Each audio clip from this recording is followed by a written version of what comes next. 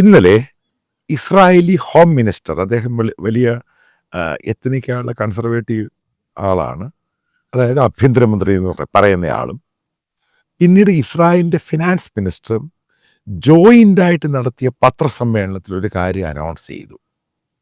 ഇനി west bank, അതായത് Palestine എന്ന് പറഞ്ഞ സ്ഥലം, ഇനി അങ്ങനെ ഒരു സെപ്പറേറ്റ് സ്ഥലം ഉണ്ടായിരിക്കില്ല. അതായത് 2 സ്റ്റേറ്റ് എന്ന് പറഞ്ഞ സംഭവം ഉണ്ടാകുകയില്ല. ഇത് ഇസ്രായേലിൻ്റെ അനക്സേഷൻ, അതായത് അതിൻ്റെ പാർട്ടായിട്ട് ഇതിനെ ഡിക്ലെയർ ചെയ്തു. കൂടാതെ ഇസ്രായേലിൻ്റെ ധനമന്ത്രി, അദ്ദേഹം അതിനുവേണ്ടി ഇത്ര കോടിയോളം ബില്യൺ അമേരിക്കൻ കറൻസി അതിനുവേണ്ടി റീബിൽഡ് ചെയ്യുവാൻ അതും അനൗൺസ് ചെയ്തു. ഇതൊക്കെ ഞാൻ ആദ്യമേ പറഞ്ഞതാണ്. ഈ ഹമാസ് ഒക്ടോബർ 7 കാണിച്ചു കഴിഞ്ഞപ്പോൾ ഇവരിത് ബ്ലണ്ടറായി ഇത് കാണിക്കുന്നത്. പിന്നെ ഇവിടെയുള്ള കേരളത്തിലുള്ളവരൊക്കെ പറഞ്ഞ സംഭവമുണ്ട്, ചില പ്രത്യേക ഗ്രൂപ്പിൽപ്പെട്ടവർ, ഹമാസ് ഭയങ്കരമായിട്ട് തിരിച്ചു വരുന്നു, അത് അറ്റാക്ക് ചെയ്യാൻ പോകുന്നു.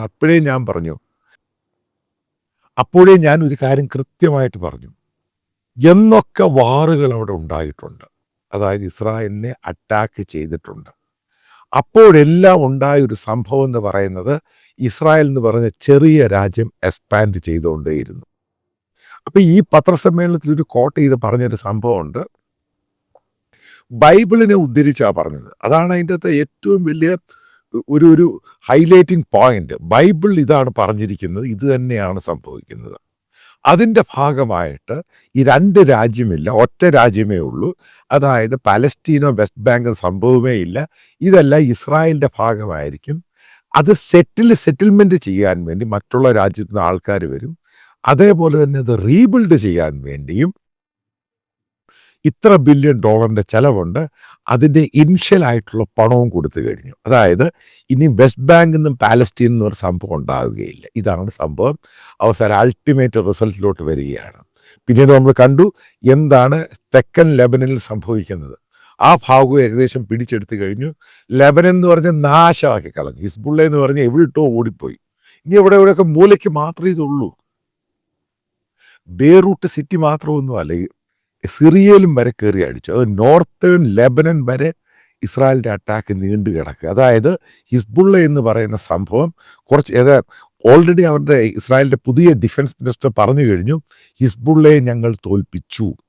ഇനി അവിടെ ഇവിടെയൊക്കെ അവശിഷ്ടം മാത്രമേ കാണുകയുള്ളൂ. കാരണം ഈ വാറും ഞങ്ങൾ ലെബനനെതിരെ വലിയ വിജയമാണ് നേടിയിരിക്കുന്നത്. ഇനി ഇതായിട്ട് മനസ്സിലാക്കേണ്ട ചരിത്രമുണ്ട്. ഇസ്രായേൽ എന്ന് പറയുന്ന ഈ രാജ്യം എത്രയുള്ള ഇവിടെ ജനസംഖ്യ, ചെറിയ രാജ്യമാണ്. 1947 രൂപീകരിച്ചത്. അതുമായിട്ട് ബന്ധപ്പെട്ട് നിങ്ങൾ ആലോചിച്ച് നോക്കുക, അതിന് ചുറ്റുമുള്ള അറബ് രാജ്യങ്ങൾ കൺസോർട്ടിയമായിട്ട് ചേർന്ന് അതിനെ അറ്റാക്ക് ചെയ്തപ്പോഴെല്ലാം ഈ രാജ്യങ്ങളെല്ലാം തോൽവി മാത്രമല്ല, ഈ രാജ്യത്തിൻ്റെ പ്രദേശം ഉൾപ്പെടെ അങ്ങോട്ടങ്ങ് പോയി. ഇതാണ് ഇമാരി വെറും മരപ്പൊട്ടന്മാരാണെന്ന് പറയുന്നതിൻ്റെ കാരണം. അത് മനസ്സിലാക്കിയ രാജ്യമാണ്, ശരിക്കും മനസ്സിലാക്കിയ രാജ്യമാണ് ഈജിപ്റ്റ്. അതുകൊണ്ടാണ് ഈജിപ്റ്റ് അവിടെയും ഇവിടെയും തൊടാതെ പരോക്ഷമായിട്ട് ഇസ്രായേലിന് പിന്തുണ കൊടുക്കുന്നത്. എന്താണ് ഈജിപ്തിൻ്റെ ഏറ്റവും വലിയ പ്രശ്നം? അവിടുത്തെ ഇൻറ്റേർണൽ ടെററിസം. കാരണം അവിടുത്തെ ജനാധിപത്യത്തിൽ ഭരിക്കുന്ന ഗവൺമെൻറ് താഴെ ഇറക്കാൻ വേണ്ടി അവിടെ സുന്നി വിഭാഗക്കാരും ഷിയ വിഭാഗക്കാരും അവിടെ ഈജിപ്ഷ്യൻ ഭരണത്തിനെതിരെ അവർ ആഞ്ഞടിക്കുകയാണ്. ഇനി ജോർദാൻ ഇത് പാഠം പിടിച്ചു. അതുകൊണ്ടാണ് ജോർദാൻ ഒരെവിടെയും നിൽക്കാതെ പൂർണ്ണമായിട്ട് അമേരിക്കയുടെ ചേരിയിൽ നിന്നുകൊണ്ട് ഇസ്രായേലിനെ പിന്തുണയ്ക്കുന്നത്. ഇപ്പോൾ അറിയാൻ സാധിക്കുന്നത്, ഇസ്രായേൽ ഇറാനെ അറ്റാക്ക് ചെയ്ത സമയത്ത് ജോർദാനിലുള്ള ബേസുകൾ പോലും ഇസ്രായേലിന് വേണ്ടി തുറന്നു കൊടുത്തു. ഇതൊന്നും പുറത്തു പറയുന്നില്ല, ഇതൊക്കെ സത്യമായിട്ട് മാറി. പണ്ട് ഒരു സമയത്ത് സൗദി അറേബ്യ ഇസ്രായേലിന് ഏറ്റവും കൂടുതൽ പരസ്യമായിട്ട് വിമർശിക്കാനും അറ്റാക്ക് ചെയ്യാനും ശ്രമിച്ചു. അവർ നിശബ്ദമായി മാറി. നോക്കൂ UAE എന്താണ് സംഭവിച്ചത്? അവരും പരസ്യമായിട്ട് ഒരു സമയത്ത് ഇസ്രായേലിനെതിരെ പറഞ്ഞു, അവരും നിശബ്ദമായി. ഇതാണ് ഇസ്രായേൽ എന്ന് പറഞ്ഞ രാജ്യം വരാനുള്ള വർഷങ്ങളിൽ ഏറ്റവും ശക്തമായ രാജ്യം മാത്രമല്ല, ചിലപ്പോൾ മിഡിൽ ഈസ്റ്റ് ഏഷ്യയിലെ ഏറ്റവും വലിയ രാജ്യമായി മാറുന്ന രീതിയാണ് ഇപ്പോൾ ഓരോന്ന് കാണുന്നത്. അതിനുള്ള എല്ലാ സംഭവങ്ങളുമാണ് ഈ ഹമാസും ഹിസ്ബുള്ളയും ഹൂത്തിയെല്ലാം ചെയ്തു കൊടുത്തത്. ഇവരൊക്കെ എവിടെ പോയി ആർക്കും വിവരമില്ല. ഹമാസ് പൂർണ്ണമായിട്ട് നാശക്കോടാലിയായി മാറി. ആ ഗാസയിൽ 5 ബിൽഡിംഗ് എടുക്കുവാണെങ്കിൽ 4 എണ്ണവും പൊളിഞ്ഞുപോയി. ഇപ്പം നോക്കി ഇസ്രായേൽ ഇത്ര അഗ്രസീവായിട്ടാണ് ഗാസയിൽ ലെബനനിലും അറ്റാക്ക് ചെയ്യുന്നത്. കാരണം പൂർണ്ണമായിട്ട് നശിപ്പിക്കുക. നിങ്ങൾക്ക് ഓർമ്മയുണ്ടായിരിക്കും ബെഞ്ചമിൻ നെതന്യാഹു പറഞ്ഞൊരു സ്റ്റേറ്റ്മെൻറ്റ്, ഇത് പൂർണ്ണമായിട്ടും ഹമാസിനെ പൂർണ്ണമായിട്ടും നശിപ്പിച്ച ശേഷം മാത്രമേ ഞങ്ങൾ അടങ്ങിയിരിക്കൂ. അൽ ജസീറ ചാനലും കേരളത്തിലെ ഒരു സാറ്റലൈറ്റ് ചാനലും ഒക്കെ പറഞ്ഞത് എന്തോ, ഒരിക്കലും ഹമാസിനെ തോൽപ്പിക്കാൻ പറ്റില്ല. ഇന്ന് അവരെല്ലാം കിടന്ന് കരയുവാണോ? പൂർണ്ണമായിട്ട് ഖത്തർ എന്ന് പറഞ്ഞ രാജ്യം ഇതേപോലെ അവസരത്തിനകത്ത് പറയുകയും അതിനനുസരിച്ച് തന്നെ മതതീവ്രത നിൽക്കുന്ന ഒരു രാജ്യത്തിനുപരി ഈ രാജ്യത്തിന് യാതൊരു ക്രെഡിബിലിറ്റി ഇല്ല ഇൻ്റർനാഷണലി.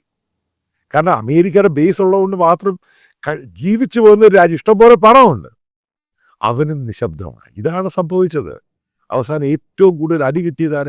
ഇറാൻ എന്ന് പറഞ്ഞ ഷിയ ഭരണകൂടം. എവിടെ പോയി ആ കളവൻ?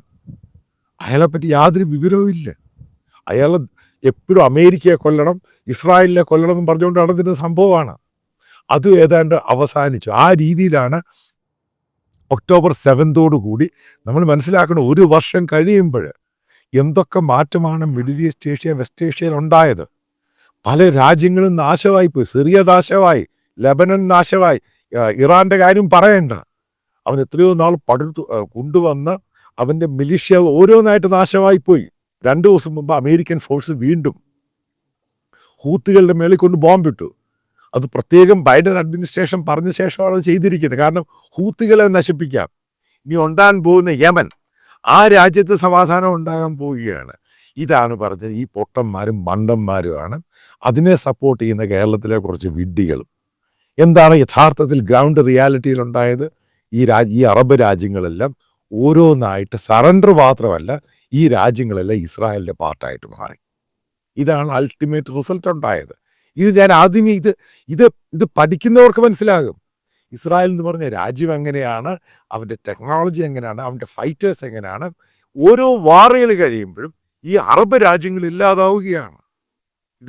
ഇത് ആര് പറഞ്ഞു എന്തു പറയും എനിക്കൊന്നും അറിയത്തില്ല. പക്ഷെ ഉണ്ടായ പ്രവൃത്തി ചരിത്രം എങ്ങനെയാണ് നോക്കുക. ഇപ്പോൾ ഗോലൻ ഹൈറ്റ്സ് എന്താ ട്രംപ് പറഞ്ഞാൽ നിങ്ങളുടെ ആണ് ഇസ്രായേലിനെടുത്തോളാൻ പറയും. ഇതേപോലെ ഓരോ കാരണം ട്രംപാണ് ഇപ്പോൾ അധികാരത്തിൽ വന്നിരിക്കുന്നത്. ട്രംപിനെ എതിർത്ത് പറയുവാൻ ഒരു അറേബ്യൻ രാജ്യത്തിനും കഴിയത്തില്ല. അതുകൊണ്ടാണ് ഇറാൻ പോയി സറണ്ടർ ചെയ്തത്. കാരണം അയാൾ ഇസ്രായേലുമായിട്ട് അത്ര ബന്ധമാണ്. ഇപ്പോൾ ട്രംപ് അഡ്മിനിസ്ട്രേഷനിൽ വന്നിരിക്കുന്ന ഒരുപ്പെട്ട എല്ലാവരും ഇസ്രായേലുമായിട്ട് ഏറ്റവും ബന്ധമുള്ളവരാണ്. ഇവരൊക്കെ ഇസ്രായേലിൻ്റെ കൂടെ നിൽക്കുമ്പോൾ ഈ അറബ് രാജ്യങ്ങൾ ഇസ്രായേലിനെ എതിർത്ത് നിന്ന് കഴിഞ്ഞാൽ ആ രാജ്യങ്ങളും ഇല്ലാതായിപ്പോവും. കാരണം എന്താ? ഈ രാജ്യങ്ങൾക്കൊന്നും ജനാധിപത്യമായ ഒരു ഭരണമില്ല. ഏത് രീതിയിൽ എപ്പോഴും എന്തും സംഭവിക്കാം. കാരണം നമ്മൾ മുല്ലപ്പൂ വിപ്ലവം, ജാസ്മിൻ റവല്യൂഷൻ കണ്ടതാണ്. ഓരോ രാജ്യങ്ങളിങ്ങനെ ചീട്ട് കൊട്ടാരം പോലെ അടർന്നു പോയത്. ഇത്രമാത്രമേ ഉള്ളൂ. കാരണം ജനാധിപത്യത്തിൻ്റെ സ്റ്റെബിലിറ്റി ഉണ്ടെങ്കിൽ മാത്രമേ പിടിച്ചു നിൽക്കാൻ സാധിക്കുകയുള്ളൂ. അതൊന്നുമില്ലാത്ത രാജ്യങ്ങളുടെ സ്ഥിതി ഇങ്ങനെയാണ്. അവരെല്ലാം കൂടെ പോയി ഇസ്രായേലിനെ അറ്റാക്ക് ചെയ്ത് കഴിഞ്ഞാൽ ഈ രാജ്യങ്ങളില്ലാതായിപ്പോയി. അതാണ് ഹമാസ് കാണിച്ച ഏറ്റവും വലിയ തെറ്റ്. അപ്പോൾ അതിനെ അനുകൂലിച്ച് കേരളത്തിലെ ചില വിഭാഗങ്ങൾ നടത്തിയ പ്രകടനം, അത് ഐക്യദാർഢ്യം, അവരൊക്കെ അവിടെ പോയി. എന്താണ് അവസാനം സംഭവിച്ചത്? ഇത് സംഭവിക്കുന്നത് വളരെ കൃത്യമായിട്ട് ഞാൻ പ്രഡിക്റ്റ് ചെയ്തു. അതേപോലെ ഓരോന്നായിട്ട് സംഭവിക്കുന്നു.